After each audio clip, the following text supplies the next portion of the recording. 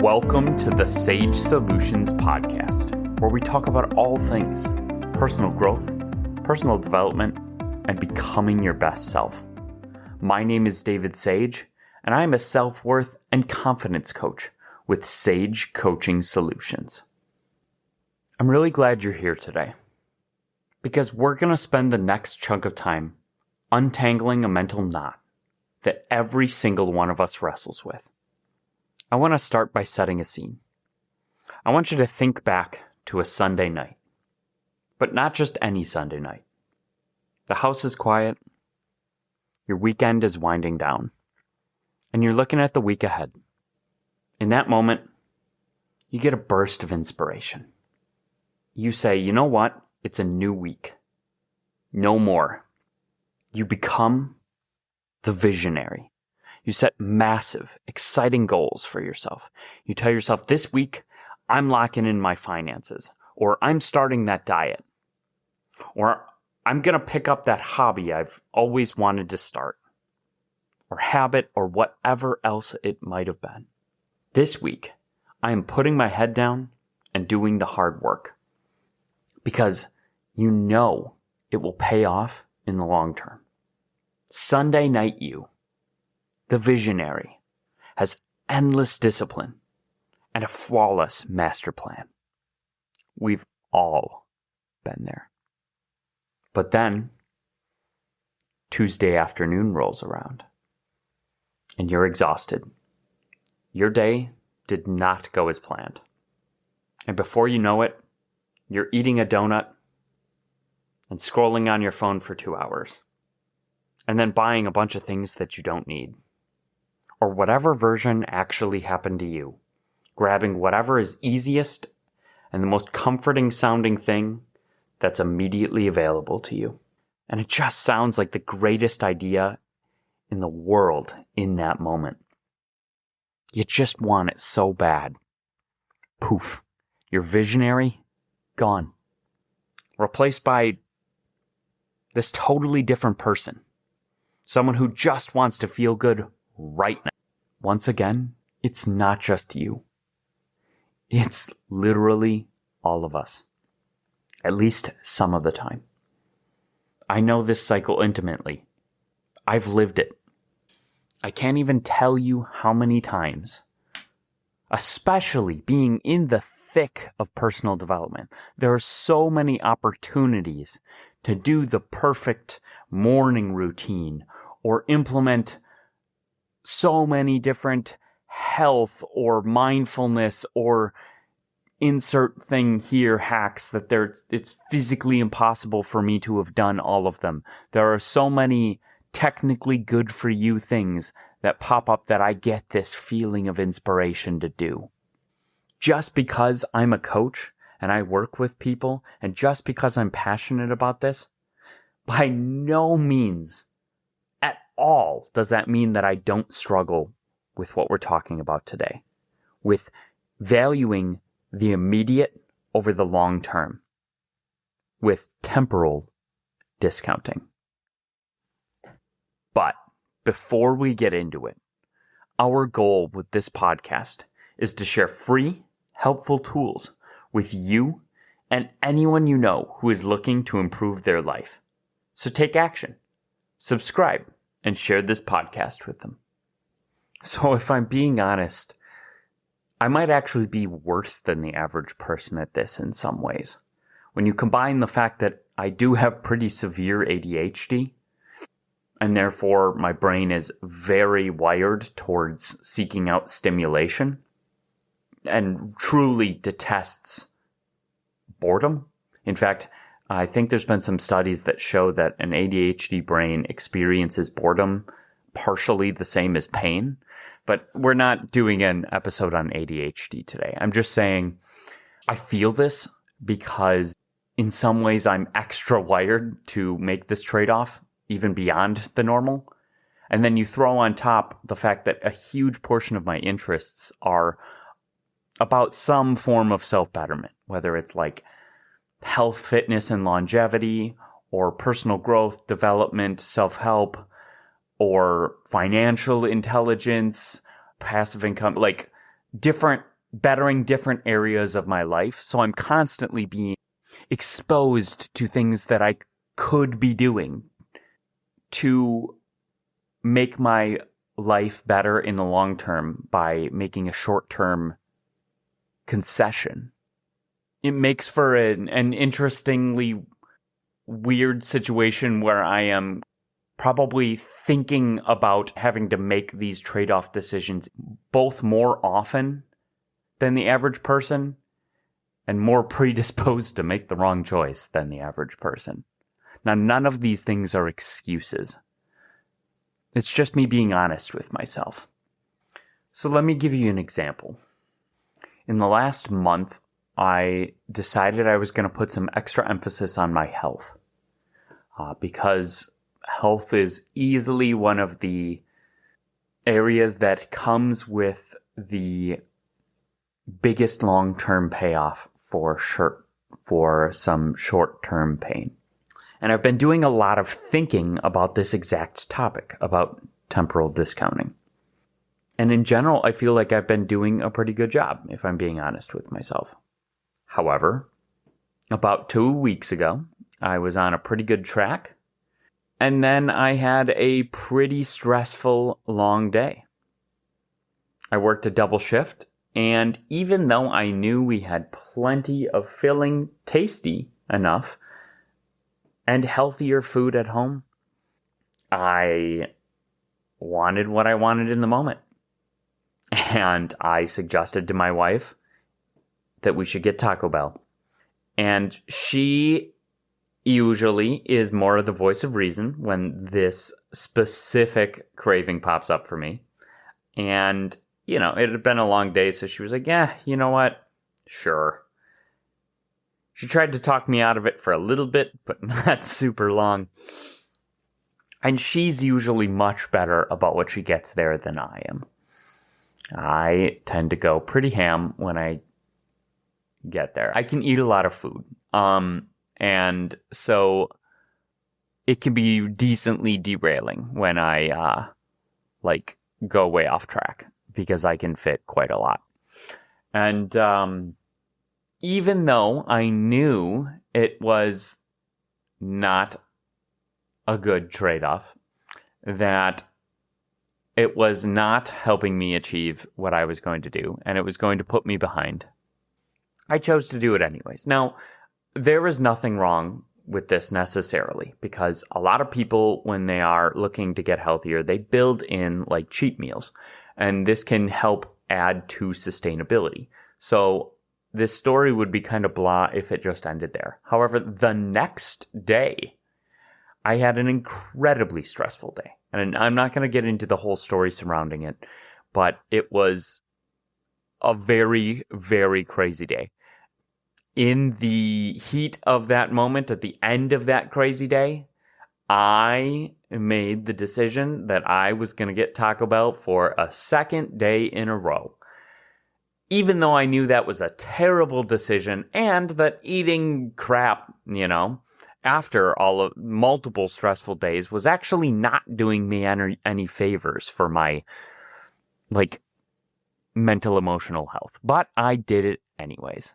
Because in that moment, I sure as shit was not the visionary. I was like, I want Taco Bell right now, and to hell with the future. And we are all in that position sometimes. Now, I'm not sure whether that specific story is going to resonate with you or not. But I think we all have our own personal version of that. Like I said, we have all been there.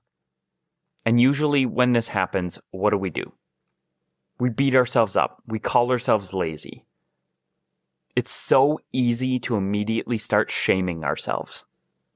We label ourselves as unmotivated or even lacking willpower. And this is still probably one of the areas where I am most likely to have really pretty negative self-talk towards myself. I can get pretty frustrated when I feel like I've failed myself. And this is one of the few times that some of my old habits of the way that I treat myself can come out.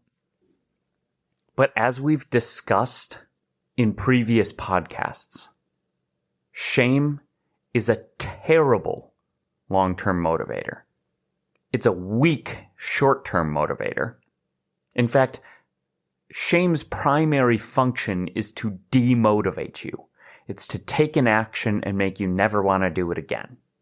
It can prevent you from doing certain things, especially social shame. But internal, personal shame usually just makes you feel like crap. And when you feel like crap, you default to making that trade more and more and more. So today, you and I are going to stop shaming ourselves because we actually want to improve. So I'm going to let you off the hook because what you are fighting in those moments is not a character flaw. It's a scientifically documented glitch in our human psychology. This glitch was once evolutionarily advantageous, but now it's just a cognitive bias. And this one is called temporal discounting. We're dragging this invisible thief into the light and making him give back what he's regularly stealing. So let's break down the concept. Temporal refers to time. Discounting means reducing the value of something. You put them together, and temporal discounting is our brain's hardwired tendency to devalue a reward the further away it is in the future. And it's been proven time and time again. Here's a classic psychological example. If I were sitting across from you right now and I put a crisp $100 bill on the table and said, you can take this right now. Or if you wait exactly 1 year, I will give you $120. What would you do? There have been so many studies that show that most people will take that $100 right then. Now, you know what I'm doing here, so you might be telling yourself, oh, I would take the later one, because logically, mathematically, a 20% guaranteed return on investment in 1 year with no risk is incredible. Any financial advisor would beg you to wait. But your brain inherently hates that idea. If I say, I'm going to give you $120 in a year, or I'll give you $100 right now, you're going to want that $100 right now because you can use it right now. You can get that dopamine spike, that immediate gratification. Your brain is screaming, take the $100 today. The delay makes the future reward feel less real and therefore less valuable. Even though your brain also knows that $120 is more than $100. The now is heavy. The now is tangible. The future is just a concept. Think about the difference between grabbing a hyper-processed fast food burger because you're starving right now and it sounds so good, versus taking the time to properly prep, season, and slow roast a beautiful, complex meal. The fast food hits the dopamine receptors instantly, but the thoughtfully prepared meal is actually going to taste much better and be deeply more satisfying. But the fact that it's going to take time and effort is why so many people don't make that trade. This is why our brains are wired to scream for that drive-through. We do this with our health, with our relationships, with our careers, and with every aspect of our lives. But is the impact really that big? Yes. To understand why this happens, we have to look backward. We evolved in environments where tomorrow was never guaranteed. For our ancient ancestors, consuming calories or taking advantage of a resource immediately was a survival mechanism. If you found food, you ate it. You didn't invest for retirement. Prioritizing the immediate present kept humanity alive. But in our modern world, this evolutionary trait has become a massive liability. It is the invisible force behind many failed habits, empty savings accounts, and unfulfilled potential. Our environment has been weaponized against our biology.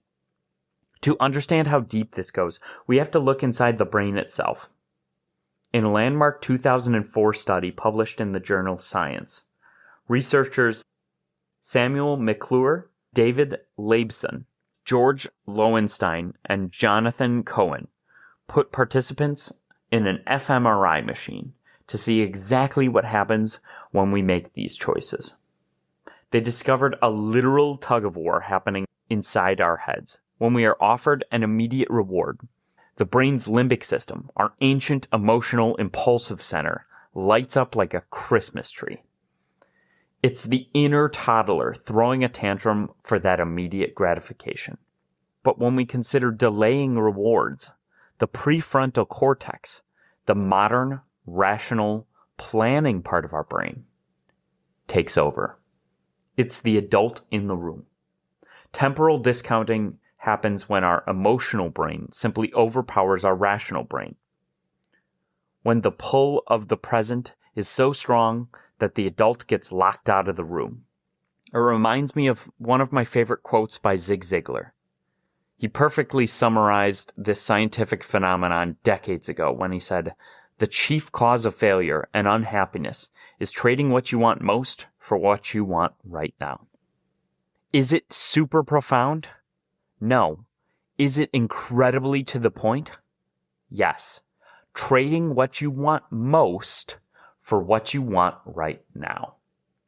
Temporal discounting, if not directly the cause, plays at least a role in almost every major failure that we have. It plays a major role in procrastination. It is one of the primary antagonists of discipline. And I challenge you to find an area of your life that it doesn't have an effect. There are very few cognitive biases that are this sweeping, this common, and apply to this many different areas of our lives. But I want to stop and give a couple shades of gray here. I don't want to make it sound like you always need to make the long-term trade-off. There are simply too many things that you could be doing to better yourself in the long term. In fact, more than you could possibly ever do. I am constantly confronted with this fact because of what a bunch of my interests are, like we talked about earlier. I literally could not do all of the things that could better my life, even if I had infinite motivation and energy. There is just not enough time in the day, and I would also never spend any time enjoying myself. There is going to have to be a balance here. And also, even though we are not at constant risk of dying all the time like our ancestors, tomorrow is guaranteed for no one. Which is why there is a grain of truth to temporal discounting. For instance, if I said, I'll give you $100 now, or $100 in a year, for multiple reasons, $100 is actually worth more right now. The first reason is, there is technically a chance that you won't be alive in a year, and therefore would not receive $100, whereas you are guaranteed to be here and receive it right now. Also, if you receive it now, you could invest it and have it become more money. So therefore, there is, especially when it comes to money, there is some extra value to money right now. Which is why I specifically chose an amount of money that was an unreasonably good guaranteed investment return, so that it would obviously be better. And I could make that even more extreme by saying $100 right now or $200 in the future. And there are still people that would take the $100 right now. So I'm not trying to say you should never do things for the present. You do need to enjoy your life. It's just the YOLO, or you only live once mentality, takes what I'm saying right now way too far. It's basically the exact opposite. It's throwing yourself head first into temporal discounting and completely ignoring the future. It's a terrible idea. But doing the literal opposite would probably be pretty bad as well. You're gonna have to find some balance. And not all things that you enjoy in the present come with such a terrible long-term trade-off. So I want to be clear that it's not about not enjoying your life. It's just there are many, many situations in our lives where if we settle for some short-term discomfort, we will actually have much more long-term happiness, joy, pleasure, comfort, and a better life. When you look at what you're trading, the trade-off is obvious. It just makes sense that you would do that. But then you're there, in the moment, and temporal discounting comes in. Because it's in the future, because current you right now will not experience that reward, you discount it. And the further away it is, the more you discount it. So how do we win this tug of war? How do we stop relying on willpower? Which we know usually runs out by like Tuesday afternoon. We build systems. So here are 3 powerful, actionable strategies that we can start using today.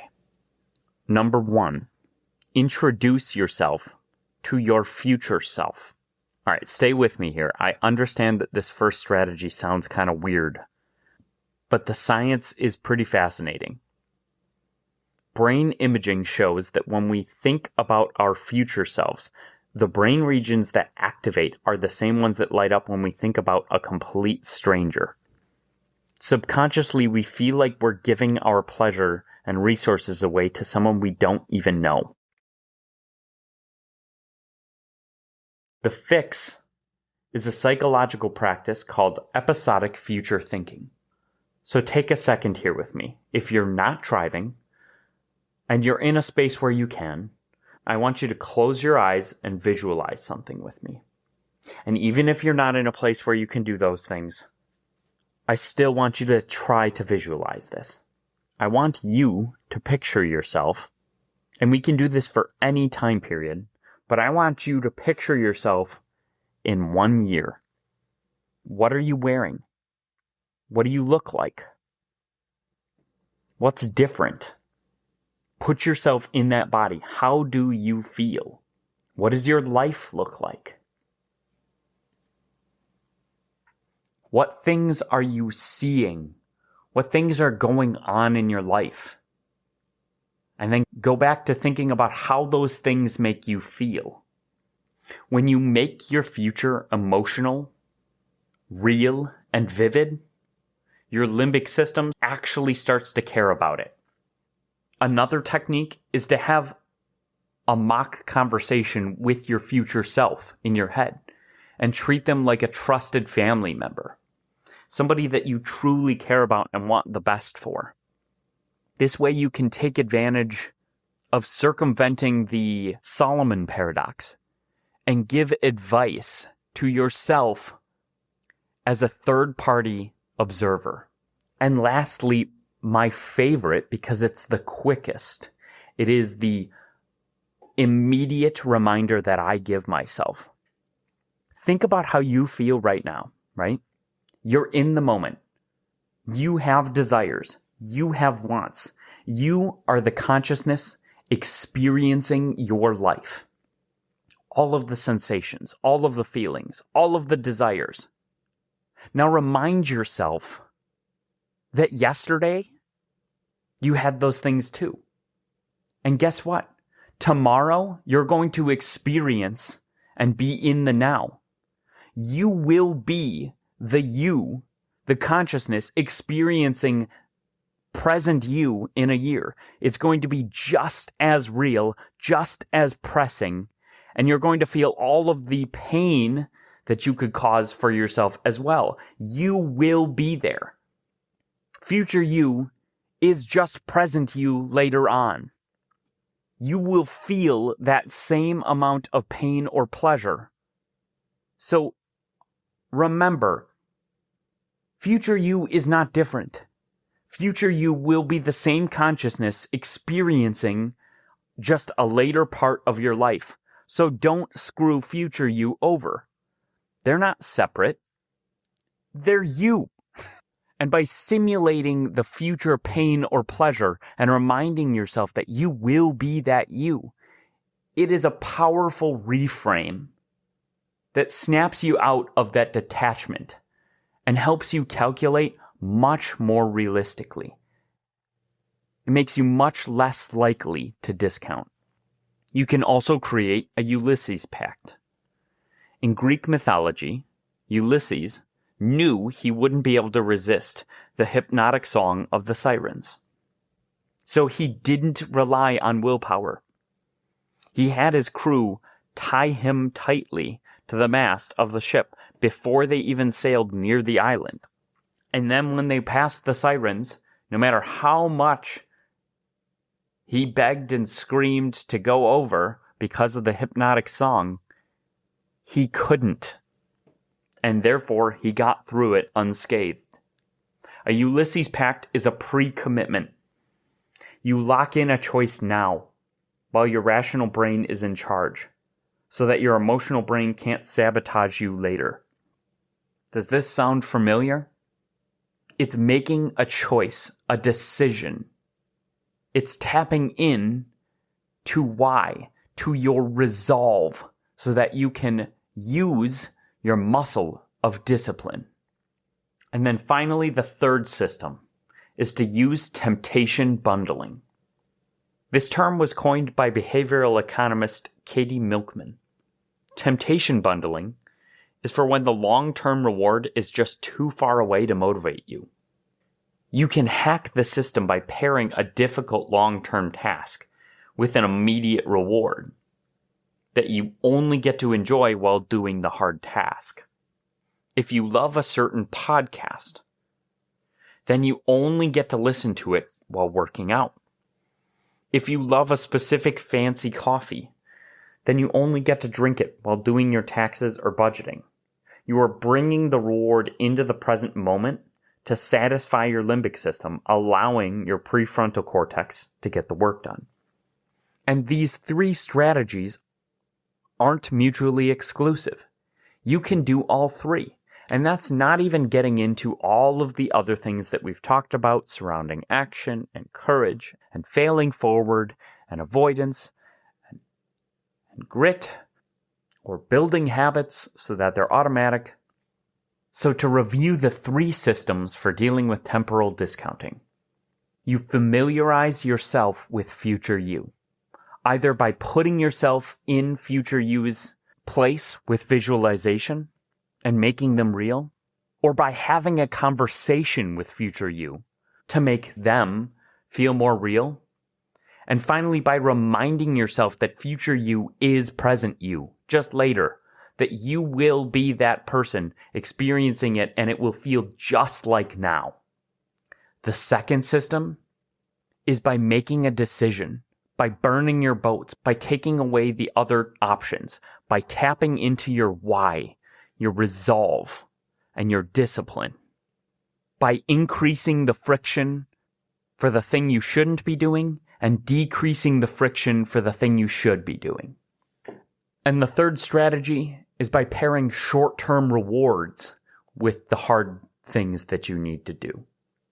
This way, the only way for you to get the other thing you really want is by doing the hard thing, with temptation bundling. Temporal discounting is a part of being human. We all feel the pull of the present. But once you realize that this invisible thief is operating in the background and lying to you about how important things are, you take your power back. You can stop relying on willpower and start designing better systems. Picture your future self. Remember that they are you. Tie yourself to that mast. Remove the obstacles and commit, and bundle those temptations. You are the architect of your future. Don't let the temptations of today steal the life that you want to build for tomorrow. And remember, you are enough, and you deserve to fill up your inner cup with happiness, true confidence, and resilience. Thank you for listening to the Sage Solutions podcast. Your time is valuable, and I'm so glad you choose to learn and grow here with me. If you haven't already, don't forget to subscribe so you don't miss out on more sage advice. One last thing, the legal language. This podcast is for educational and informational purposes only. No coaching-client relationship is formed.